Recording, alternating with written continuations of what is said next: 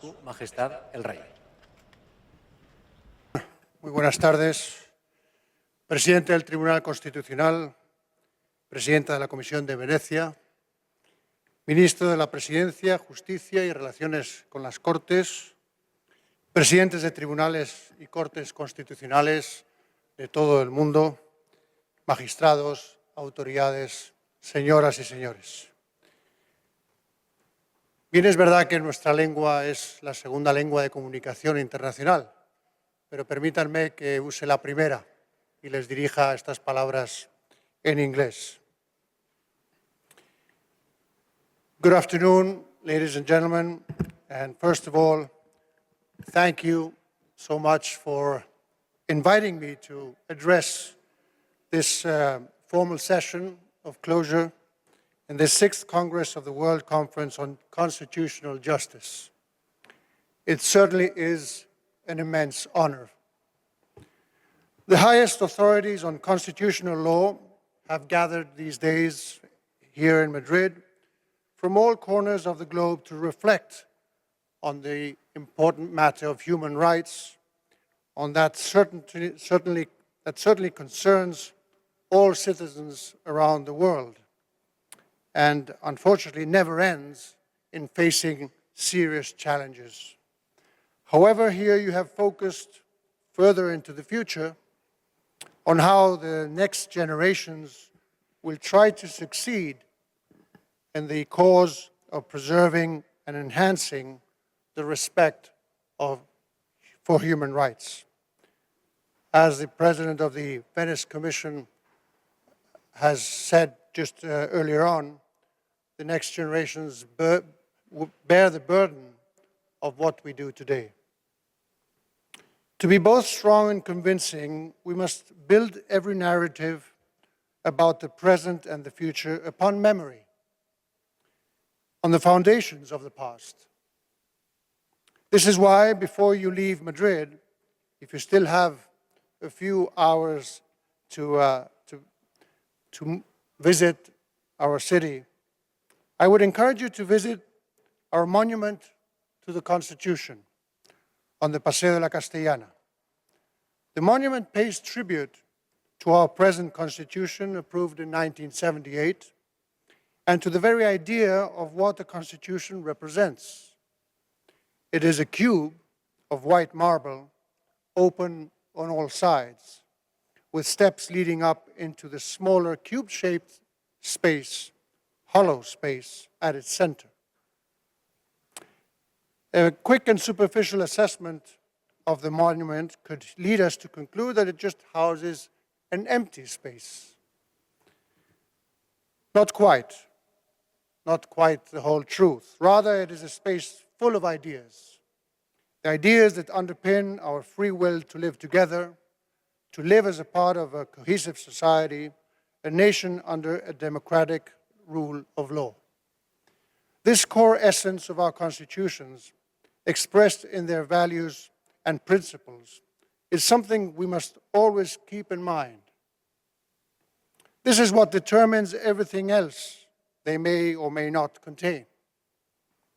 If they exclude extremism, radicalism, hatred, and intolerance, it is because the very content of democratic constitutions is incompatible with such positions. In a turbulent world such as today's, the fundamental norms, those that contain our constitutions, provide a vital ethical bedrock from which all other aspects of life and society and democratic coexistence are naturally organized. Constitutional justice has the invaluable mission of safeguarding these principles and values. This is why, for Spain to host this conference, formed by 124 constitutional courts, councils, and Supreme Courts, after a unanimous vote, seems to me an important recognition of our democratic and constitutional history. So thank you for that, and thank you all for such a high number of attendance, which brings to mind the ancient Greek aphorism, The Constitution is the soul of the city, of the polis. In democratic states, constitutional justice carried out independently, as this Congress has highlighted, is inseparable from the modern concept of sovereignty. This idea, prized by generation after generation, has become the backbone of an increasingly interconnected and interdependent international community. So allow me to use a global perspective in discussing some of the major challenges that will no doubt shape the lives of future generations. The first challenge is to preserve the multilateral order that emerged from the ashes of the Second World War. This order is still important today in responding to the challenges of our time through dialogue and cooperation, rather than rivalry and competition or simple power politics. This world order is essentially rules-based, and democratic states with their constitutional courts play a crucial role in its defense. The second challenge is to manage the digital world and the new tech, like AI, in a way that compounds or multiplies human beings' potential rather than curbing it. AI is radically transforming the way we understand the world, no doubt. Now is the time to start a virtuous cycle and to make sure we avoid or minimize the risks which we all have very present in our minds. To do this, it is essential that the development of AI is respectful and adequately considers the rights and freedoms enshrined in our fundamental norms, international treaties, and in the Universal Declaration of Human Rights. A third and ever more pressing global challenge is the environment. Extreme weather events recurring all across the planet, as we see even these past days, are a wake-up call for the international community as a whole. They compel us to manage properly public goods that are truly global, including air quality, water resources, and biodiversity.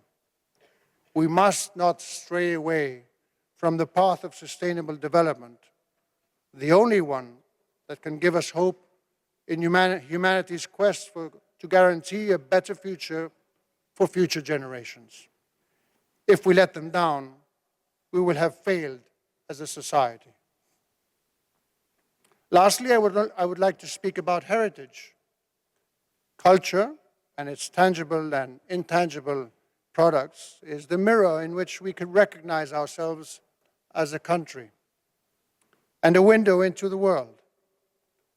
We must know and appreciate our culture, preserve it in all its richness and diversity, sharing it and making it accessible to others. Impossible not to mention here our Spanish language that gives us access to a fertile cultural space made out of now 630 million Spanish speakers around the world. Especially relevant here today is that it is also one of the great languages in law. Spanish, alongside Portuguese, unites the Ibero-American community of nations, and next year, Madrid will host the 30th Ibero-American Summit, a meeting of sister nations which we are preparing with great enthusiasm. I will finish by quoting Cervantes and his Don Quixote, our great fictional character and archetype. As you well know, he transcends the literary world and is often present in our daily lives, in our collective imagination. In his own words, in Don Quixote's words, I'll say it first in Spanish, la libertad, Sancho, es uno de los más preciosos dones que a los hombres dieron los cielos. Freedom, Sancho, is one of the most precious gifts that heaven has bestowed upon men. Constitutional justice guarantees our freedom our freedoms. It is the last bulwark in the defense of the rule of law. That is why our country, settled on the idea of common ground and reconciliation, on an entire people's aspiration to freedom, is proud to have hosted the 6th Congress of the World Conference on Constitutional Justice. I wish you all delegates a safe trip home, and that you may look back on the days you have spent in Madrid with affection and the feeling that you have all together made an important contribution to a world in which rules, rights, and freedoms may prevail. Days in which you discuss together about that future. Allow me to thank and congratulate our Constitutional Court. They're actually celebrating their 45th anniversary, so happy anniversary to them, and the Venice Commission for their great work in organizing and hosting this 6th Congress, which I hereby proceed to formally declare closed. Thank you all so much. It's an honor to have spoken to you.